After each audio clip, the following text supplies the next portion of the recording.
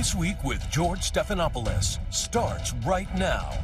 Breaking overnight. After a weekend of clashes over immigration raids in L.A., President Trump bypasses California's governor and sends in National Guard troops.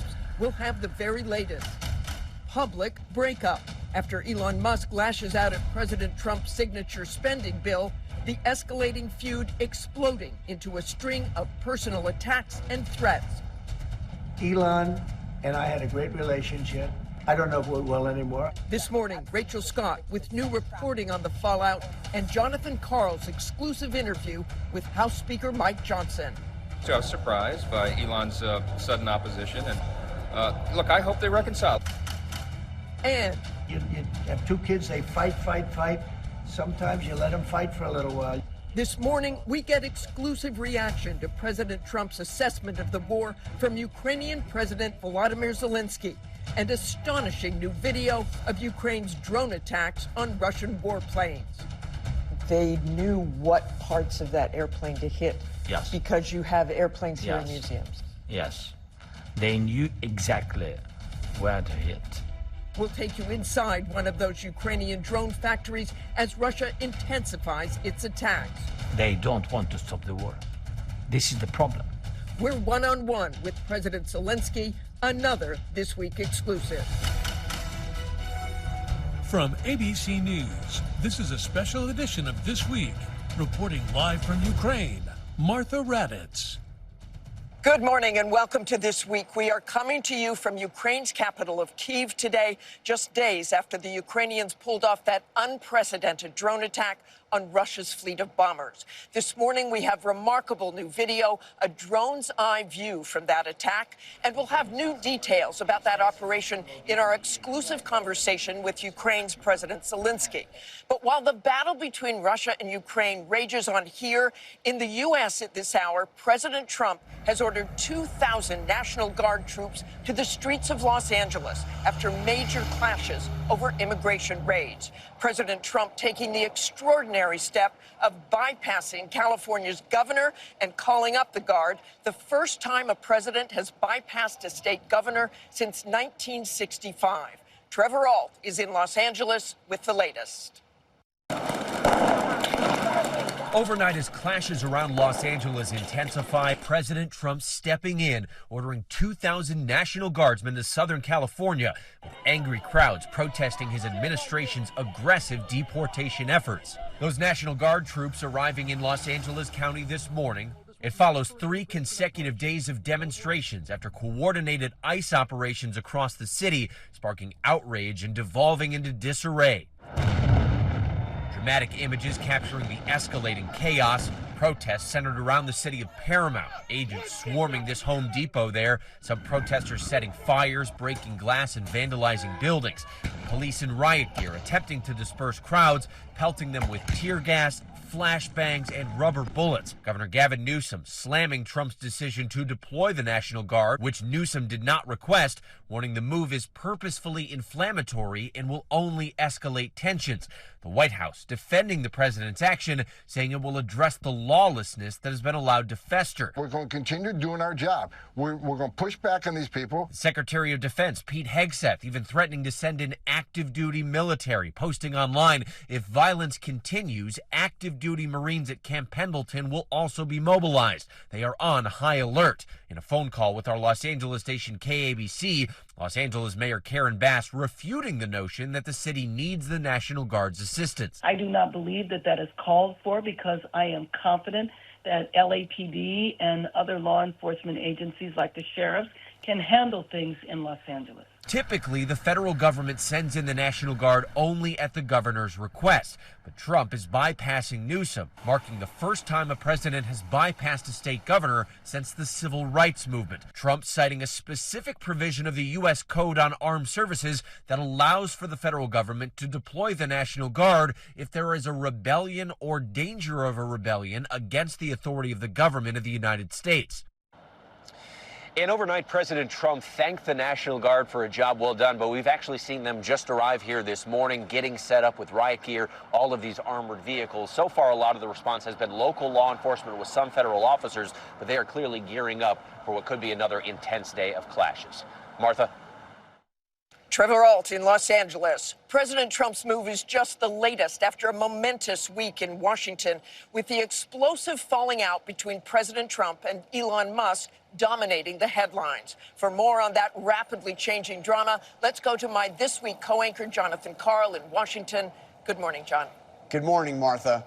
We have seen many public breakups between Donald Trump and the men and women who he once considered his closest advisors and supporters.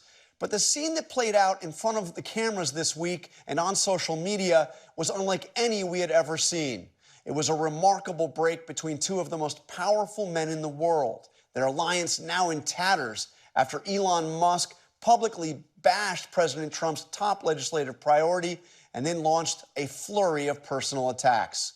When I asked President Trump about Musk's harsh words on Friday, he brushed them off, asking me, "You mean the man who has lost his mind?" Musk seems to be walking back some of his most savage attacks on Trump, deleting posts that endorsed Trump's impeachment and that accused him, without providing any evidence, of being in the Jeffrey Epstein files. But Trump has made it clear he has no interest in making up with Musk or even talking to him, at least not now. ABC News senior political correspondent Rachel Scott is traveling with the president this weekend in Bedminster, New Jersey, and has the very latest. In a matter of hours, the relationship between the world's most powerful man and the world's richest went up in flames. Elon and I had a great relationship. I don't know if we're well anymore. A public meltdown of an alliance that helped Donald Trump win the White House. Come on up here, Elon. And define the first 4 months of the Trump presidency. This is what victory feels like. Crumbling in spectacular fashion. I'm very disappointed in Elon. I've helped Elon a lot. The president telling me this weekend he has no plans to talk to Elon Musk. Do you have any plans to speak with Mr. Musk? This was one of your closest advisors. No, I don't have any plans. No, I don't. I'm not even thinking about it. The public fight began over the president's signature spending bill, Musk calling it a disgusting abomination. But it turned deeply personal when Musk called for the president to be impeached and said he wouldn't have won the election without him. Trump said Musk was wearing thin and threatened to cancel his estimated $20 billion in government contracts. And then Musk posting this explosive accusation on X, linking Trump to convicted sex trafficker Jeffrey Epstein without any evidence. Time to drop the really big bomb, Musk wrote. Donald Trump is in the Epstein files. That is the real reason they have not been made public. Have a nice day, DJT. Top officials were caught off guard. FBI Director Kash Patel was in the middle of an interview with podcaster Joe Rogan. Jesus Christ, that's a crazy thing to say. How does he know? Does he know that Donald Trump is in the Epstein files? Or does he have access to the Epstein files? I don't know how he would, but I'm just staying out of the Trump-Elon thing. I know my lane, and that ain't it. Behind closed doors, the president tried to make sense of it all.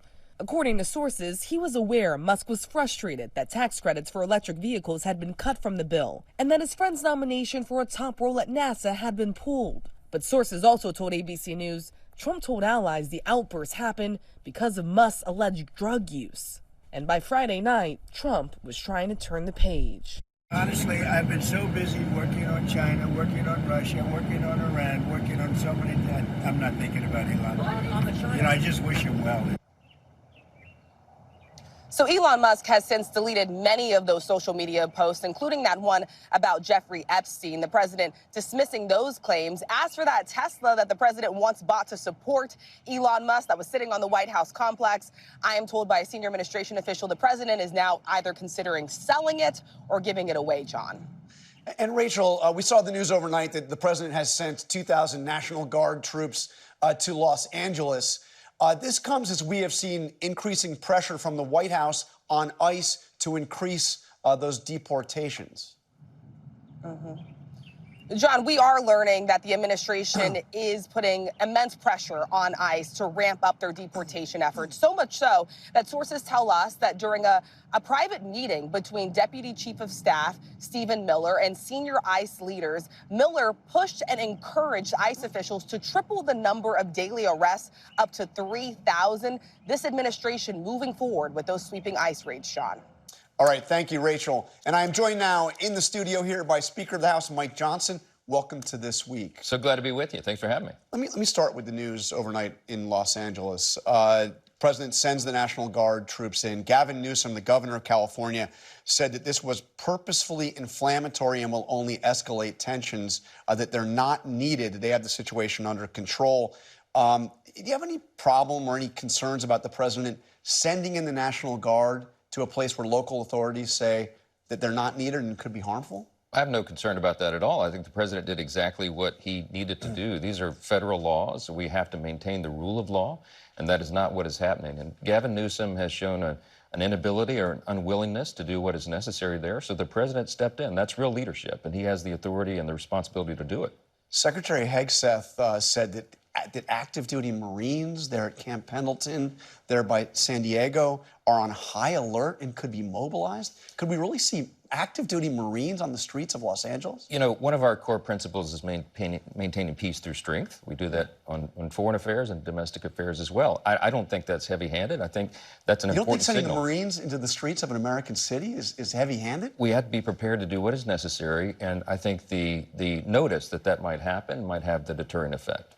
Okay, let's turn to the big story this week, the Elon Musk blow up. I know you had been texting him, trying to get a hold of him. Had you actually had a phone conversation with him since this happened yet? Not since Monday of last week. The president used the word disappointing. I think that's right. We were disappointed, surprised. I'd had a lot of great interaction, discussion with him about the One Big Beautiful Bill to make sure that he had accurate information, because I was concerned that people were telling him things that just simply weren't true. And look, Elon's number one responsibility is to save his company.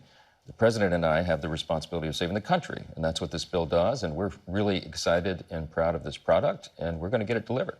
What do you make of him not even calling you, though? I mean, this is... He's got a lot going on, all right, and I do as well. But we exchange text messages back and forth. What did he say in those text messages? Well, one of his chief concerns is about spending. And I said, Elon, the spending categories in this bill are in two limited areas. It's border, which we promised the American people that we would do, and it's defense. And he knows very well how important those investments are right now. Everything else in the bill is about historic savings and tax cuts for the people and ensuring American energy dominance by regulatory reform and maintaining peace through strength, shoring up these safety net programs that people rely upon. So this is really important policy.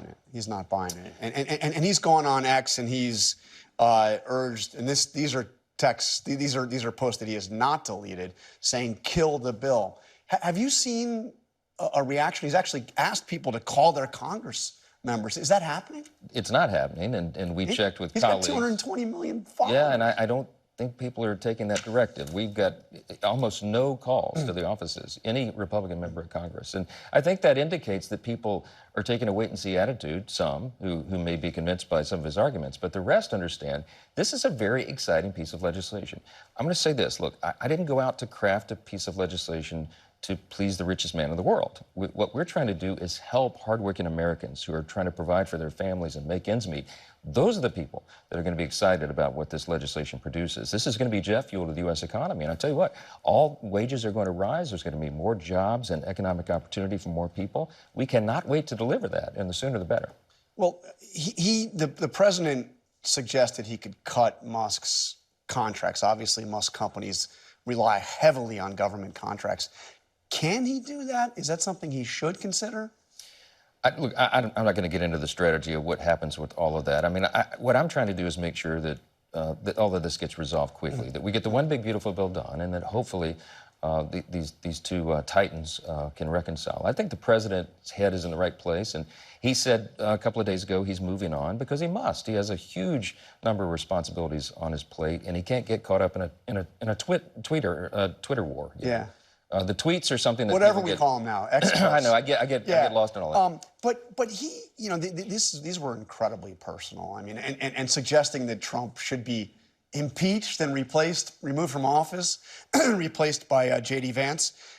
I mean, he crossed a line here, didn't he? I mean, this is not just being disappointed. Well, look, my way is, and what I encourage our colleagues on Capitol Hill all the time to remember, is that policy disputes are not personal. It shouldn't be. It can't be. I mean, if we took everything personal, we'd never get anything done. So I think all this would resolve. I think there was a lot of emotion involved in it, but it's in the interest of the country for everybody to work together, and I'm going to continue to try to be a peacemaker in all this. By the way, do you know what he's talking about with the Epstein files? I mean, what is... And why haven't those files been released? Have you? I mean, some of your members have said they got to be released. As Cash said in the vignette earlier, he's You'll FBI. That's not my lane. I don't know. I can tell you that I don't think we have no concern about President Trump or his involvement or any of that. I think it's nonsense. And in terms of this threat to go after Republicans that vote for the bill, I mean, are you worried about that? Musk does have a lot of money. If he starts getting involved in Republican primaries, Well, I think it'd be a big mistake. I think Elon knows at the end of the day, the reason he got involved to help President Trump win and to help Republicans win the majority in the House and the Senate is because he understands that our policies are better for human flourishing, they're better for the U.S. economy, they're better for everything that he's involved in with his innovation and job creation and entrepreneurship. The other team's policies are not good for those things, and he knows that at the end of the day. And I think when the emotion settles down, I think he'll recognize we have no choice. We have to hold the House majority in the 2026 midterm election, and we will, because we got to allow President Trump 4 full years, not just 2.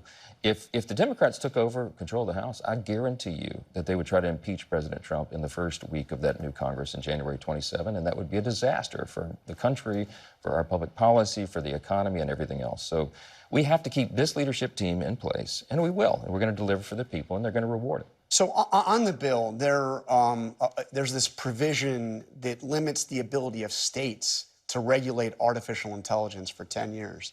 Marjorie Taylor Greene said that she didn't even know that was in the bill when she voted for it. You know, this is a long bill, and there wasn't a long time to go over it. And that if it stays in, she would vote against it. Do you see that provision coming out? Well, the Senate's in the process of modifying that provision somewhat. But I can tell you, I've talked to Marjorie about it. She's a dear friend.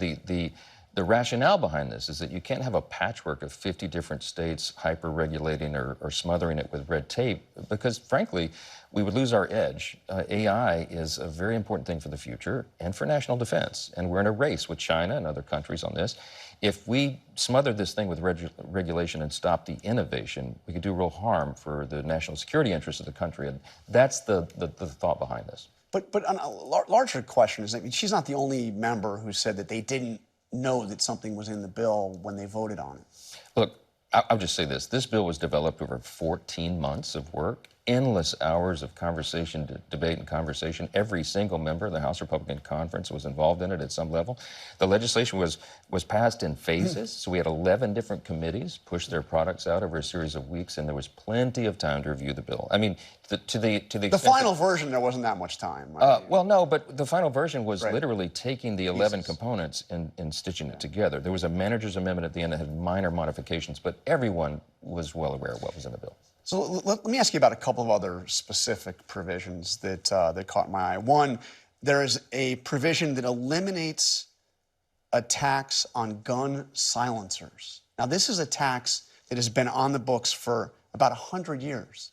Why are you suddenly cutting a tax on silencers? Well, there's a lot of thought and deliberation that went into that as well. The Second Amendment is a critical freedom in the Constitution, and there's no real rationale for adding taxes on these pieces of equipment. And we had the votes to do it. I think it was a long time overdue. I think we have to protect the fundamental freedoms of the American people, and there's no rationale. The government should not be making money on something that you have a fundamental, inalienable right to. What about tanning beds? It eliminates a 10% tax on tanning beds. I mean, how did that become a priority for you? Well, I think that was an unfair thing that the Biden administration put on an industry because they decided. It was actually, it goes back to 2010. It's been around for 15 years. Yes, but the Biden administration enhanced it, and there'll be modifications probably to that in the final package as well. But we'll see how it comes out. Okay, let me ask you finally about this question of the debt ceiling. This bill adds another $4 trillion to the debt ceiling. Donald Trump came out this week, I'm sure you saw, again, it's not the first time he said this, to just eliminate the debt ceiling. Agreeing with Elizabeth Warren on this question. What do you think of that? Well, he regards this as an arbitrary kind of thing that puts pressure on Congress and the White House. It comes up every few years where we have to extend the debt ceiling. What's really important about President Trump and his difference in this with Elizabeth Warren and everybody else is he has no intention whatsoever of spending higher levels of money. In fact, we're in the process of cutting. The one big this is adding a lot to the debt, to the national debt. No, it's not. No, it's not. It is. No, it's not. The CBO is arguing that if we extend and make permanent existing tax cuts, that's going to add to the deficit. What we're doing in this bill is cutting $1.6 trillion of spending. It is government spending that creates the deficits. We're going to reduce the deficit with it. Debt's going to be higher at the end of this, even if this Not with our passes. pro-growth policies. We can argue that in another day. All right. Thank you very much, Speaker Johnson. Appreciate your time. Up next, we'll head back to Ukraine for Martha's exclusive interview with President Zelenskyy. We're back in 2 minutes.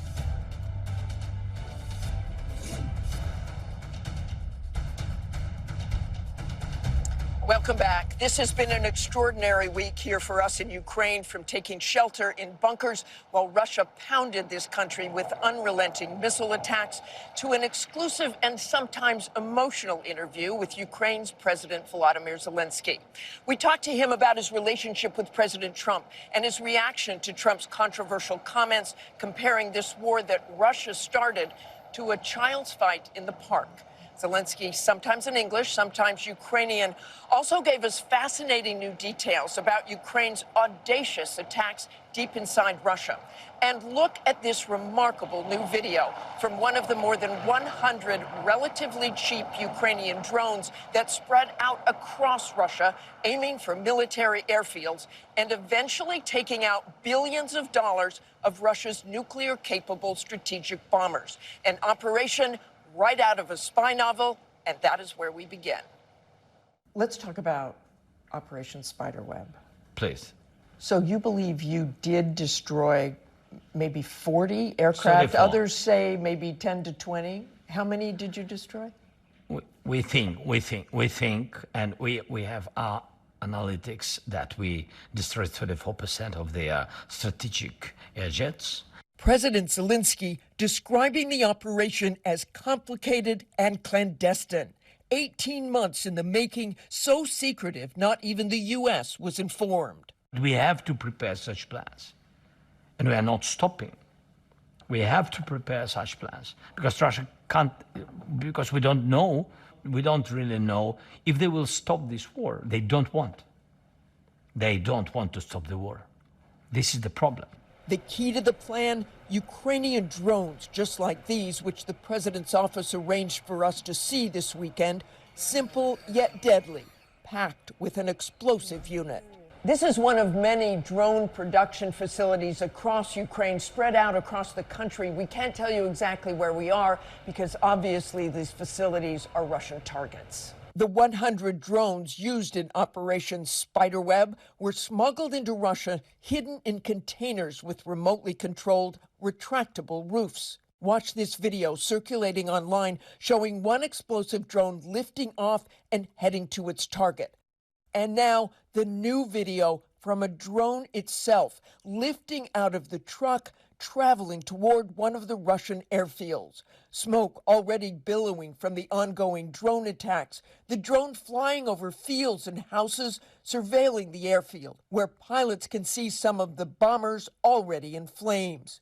One after another, the video ending when this drone takes out another one. The drones had all been concealed on trucks with Russian drivers, unknowingly delivering the payload. They didn't know anything. They didn't know what will be in the roofs.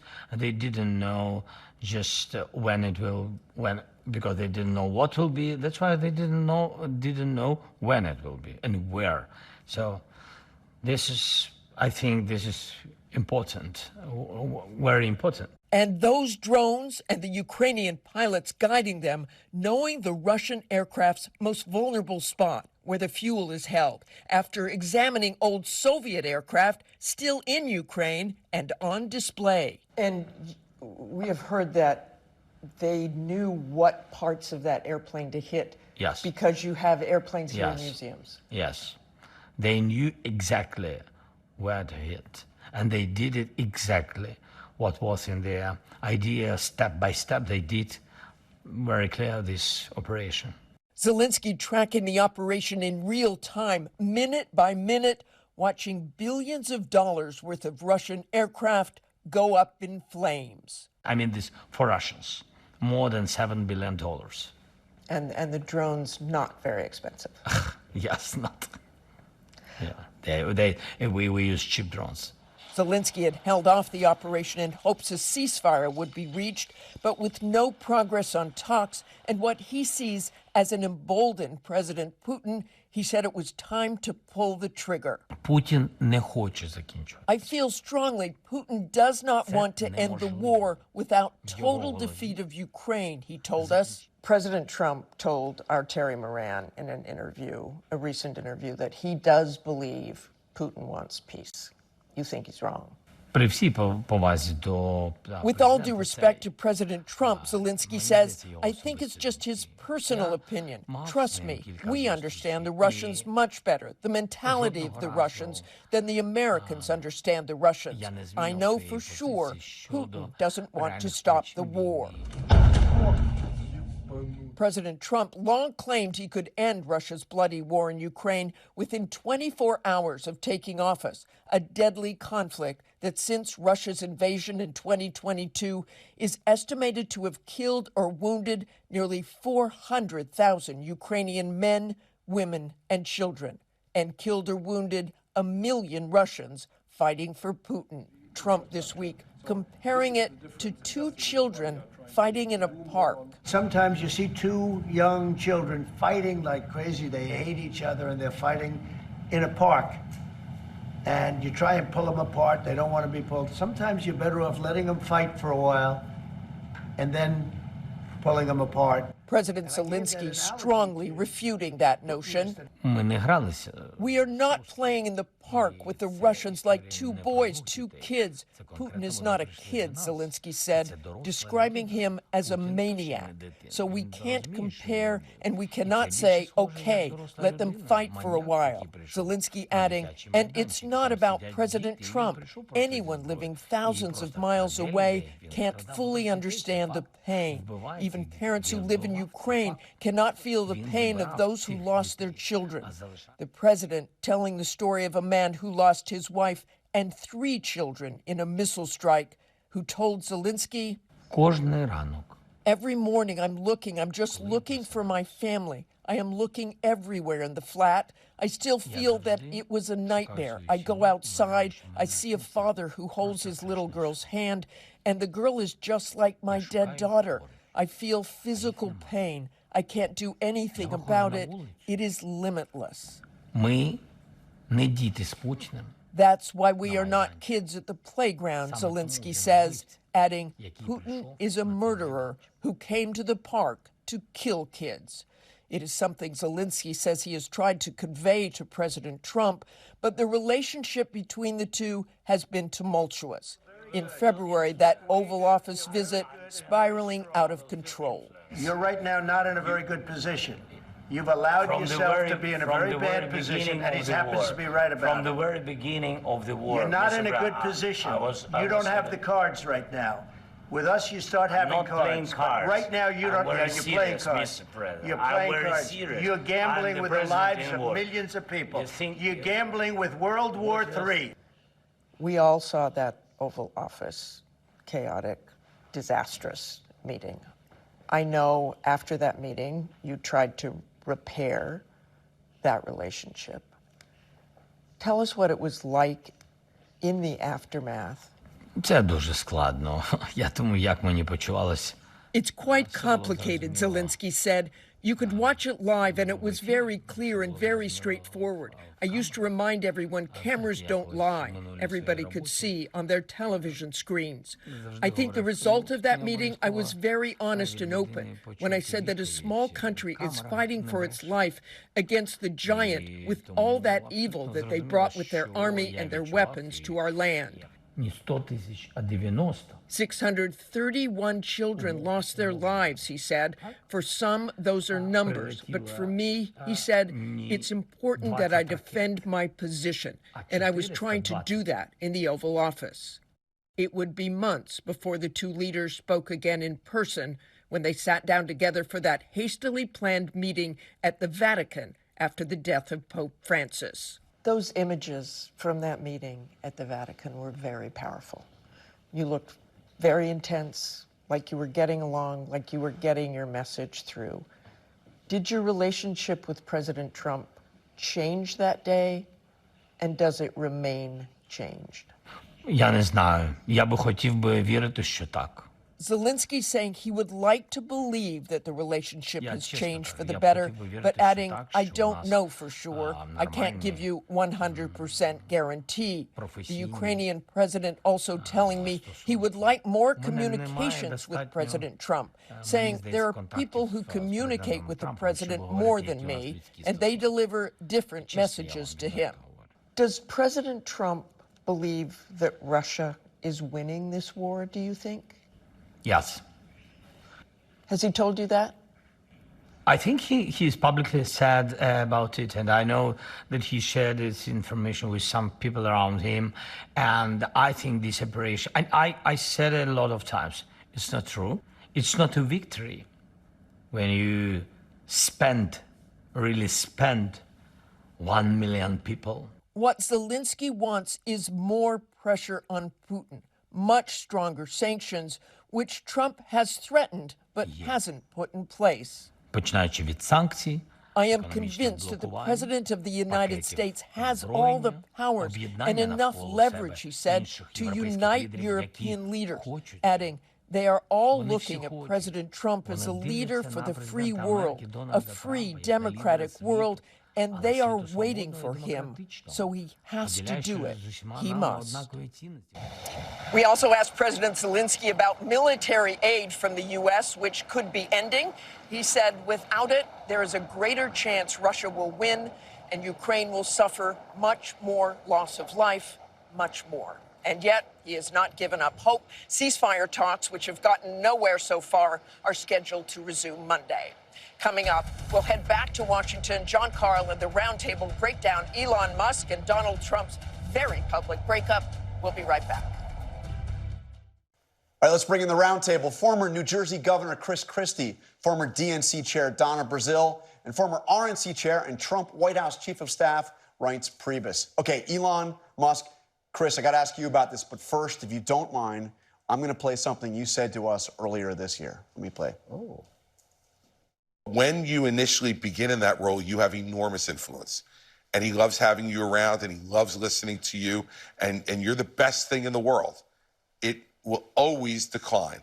And that's what happens, and you'll see it. It will happen with Elon Musk, too. Nostradamus. You know, I wish I could take that title, John, but it's happened so many damn times that you didn't need to be exactly a soothsayer to come up with that. Look, Donald Trump uses people. That's what he does.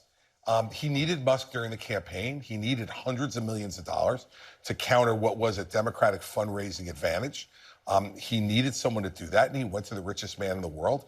And look, when Donald Trump's pursuing you, he is one of the greatest seducers you'll ever see in your life. He makes you think you are the biggest thing on the planet. The most important person in the world. And he can even do it to the richest man in the world. And I think what's going on with Musk more than anything else is that he's upset that the great treatment has stopped. You know, you heard Trump say it himself. He was wearing thin. Well, when you're wearing thin, Trump lets you know you're wearing thin, and he treats you differently. And I really believe there were two things that caused this. The EV mandates in the bill, and just as importantly, pulling the head of NASA. And I think those two things mattered to Musk greatly. He figured, I gave $275 million. It might be that I might get a little deference on this, and he didn't. And then he didn't expect Trump to come out and say, I'm going to cancel all your contracts, too. But that's Donald Trump. And if Elon had done any looking at history, John, of what he's done to everybody from General John Kelly to Jim Mattis to Rex Tillerson. To Chris Christie. To Chris Christie, sure. To any of these people. It was inevitable it was going to happen to him. So call me Nostradamus for the week if you want. But all I am is someone who's lived the history. Well, love is normally a two-way street. With Donald Trump, it's all one way. It's his way or no way. And Look, I was saying to Chris in the green room, I said, everyone has an expiration date with Donald Trump. So Elon Musk should not be shocked that he's not going to be invited back to the 4th of July parade or even the parade this coming week. What Elon Musk did was basically he got up one morning and said, you know what? I got my freedom back. And I'm going back to being a deficit halt. I'm going back to focusing on my company. And I'm going to criticize this bill because no one passed it by me. And I don't like what I see in it. Now, Ro Khanna texted him. Ro Khanna, Democratic congressman, California, texted him, Elon, to basically try to say, hey, come back. Because Elon, of course, for most of his time, in so much as he was involved in politics, supported Democrats. Yes, he did. Is there an opening for Democrats to go back to the guy that's become so toxic? Oh, no, I don't think he's looking to come back to the Democratic Party. I think but are Democrats looking to maybe... No, I don't think... Oh, sure they are. They take that money, too. Yeah, come on, Donna. They take that money. Come on. We're not taking his money. We are going to... You would in a second. We're going to use what he has done to the federal government and to the United States of America. We're going to use that against the Republicans. All right, Ryan, so what was really going on here? Well, I think... You were at the White House on Thursday. I was there on Thursday, and... Obviously, people were a little stunned that things melted down as quickly as they were. I don't think anyone was surprised, though, that the relationship broke off. I think that Elon was wearing thin. I think cabinet secretaries are getting sick and tired of it. Obviously, there's a reported story about a physical altercation with Scott Bessent. I think Doge was, the concept is great, but I think people, like I said before, would prefer it to be for them to be acting more like ninjas and not like Vikings. But I think that ultimately this is the kind of détente that we have as we are today. We have a détente between the two. They're sort of like, divorced or separated couples that get together for vacations and dinners for the sake of the kids. But the last thing I'd say about this, and I think even Chris would agree with me, actually, no relationship in Trump world is dead until it's buried. Because people come and go all the time. I didn't get a key to the White House when I left. I should have, because I turned out to be very loyal and a good supporter of the president. But I didn't get one when I left. And so sometimes you don't know where these relationships are going to end in reality. Right. I would just say this, that two things. One, let's remember who's to blame for why the cabinet secretaries are so ticked off about Doge being able to run roughshod through the departments. The president empowered him to do it. Right. The president gave him the authority. But I think the president got sick and tired of it all, too. Well, of course, because he gets sick and tired of everything. But look, Reince is right. I do agree with him that no relationship is dead and buried. But what is required for a relationship to be resurrected in Trump world is one of two things. Either he really, really needs you, right, or you come down on both knees and publicly apologize. Is that the Marco Rubio? Look, I'm not going to cite any particular examples, but that's the requirement.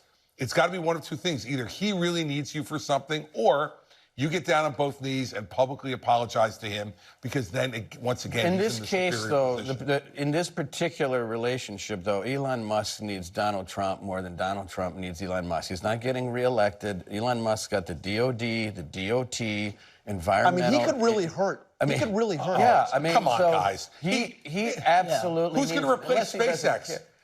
Who's going to replace SpaceX? How are we going to get the astronauts back from the International Space Station? There is no one to do. Here's the problem. Musk has been made indispensable. Right. Indispensable. Who's doing Starlink if it's not Musk? Who's doing SpaceX if it's not Musk?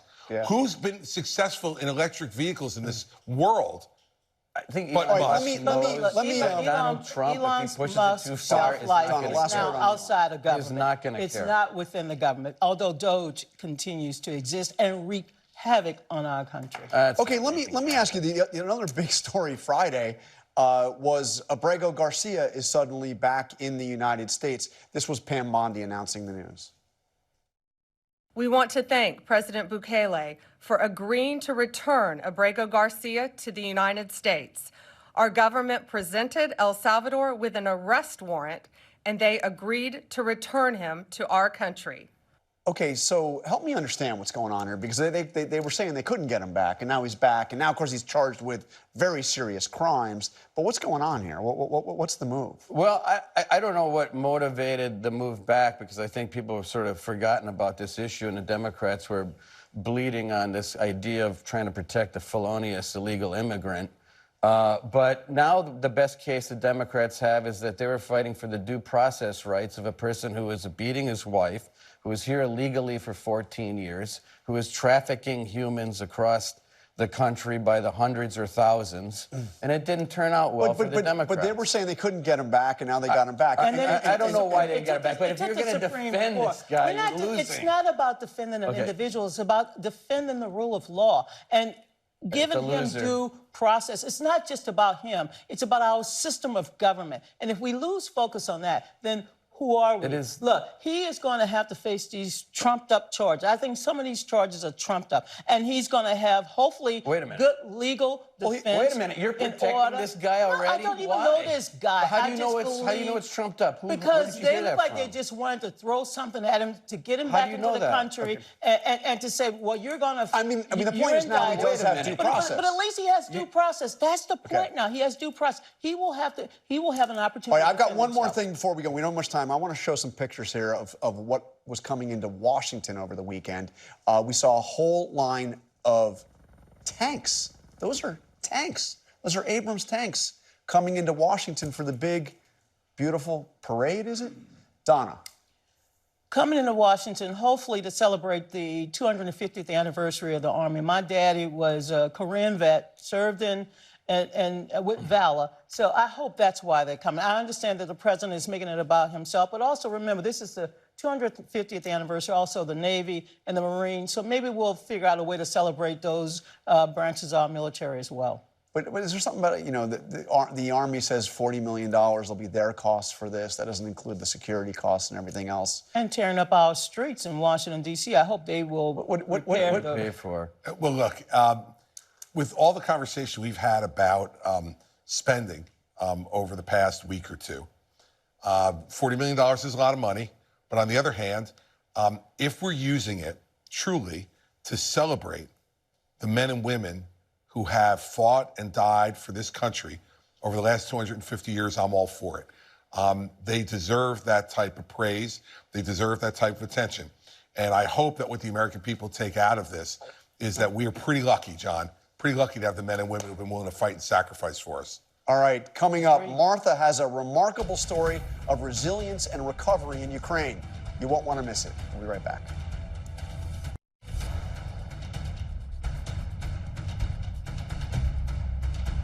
And finally this morning, a story of hope from this country that has suffered so profoundly since Russia invaded more than 3 years ago. A race supporting those wounded in the Ukraine war and the young man running in it who has fought so hard just to be able to walk again. Able to do so because of an American company now working here to help Ukrainians heal. This morning in Ukraine, a milestone for one young Ukrainian soldier, his first race on a long road to recovery. Artem was 17 when the war began and had moved to Canada with his family, but returned soon after to defend the country he loves. I was born here and wanted to live all my life in Ukraine because I like it here. I love it. I love my country. But that love of country would come with a very steep price. Artem lost his leg when a landmine exploded on the front lines in Kharkiv. Until a week ago, he hadn't walked in more than a year. And I just want to show them that you can do basically whatever you want and get back to previous life on a prosthetic one. Artem now able to not just walk, but run. His training and his new prosthetic limb on full display at this brand new American-run, state-of-the-art facility. CEO Mike Corcoran co-founded the privately funded prosthetics company after helping amputees recover at Walter Reed for more than 18 years. Corcoran felt an urgent need to expand his work to Kyiv after learning about the staggering number of amputees here. We're hearing over 100,000, which compared to 20 years of war for the United States was 2,500. It's just off the charts numbers. Now the staff at this facility manufactures and fits custom prosthetics and provides rehabilitation services for the wounded, opening their doors just 6 weeks ago. Some Ukrainian veterans working with Corcoran are not only building the prosthetics, but are also using them, like Anatoly, who lost his leg after a drone strike on the battlefield. Mike gave me first chance to return to life when he gave me this prosthesis, and then he gave me next chance, invite me to his company, to MCOP, work here. We've committed to hiring and training veterans. We like to say that, you know, you lose your limb, you're still the same person, right? They can be functional people and have productive lives. For Mike and his team, this is more than just a business. It is a mission, providing new beginnings to those who have sacrificed so much. We take living life for granted, but when you've lost 2 or 3 limbs and you don't have like ADA or you don't have a support network behind you, it's tremendously difficult. I've seen a lot of suffering though, Mike. Yeah. It means more than just a job to you. Yeah.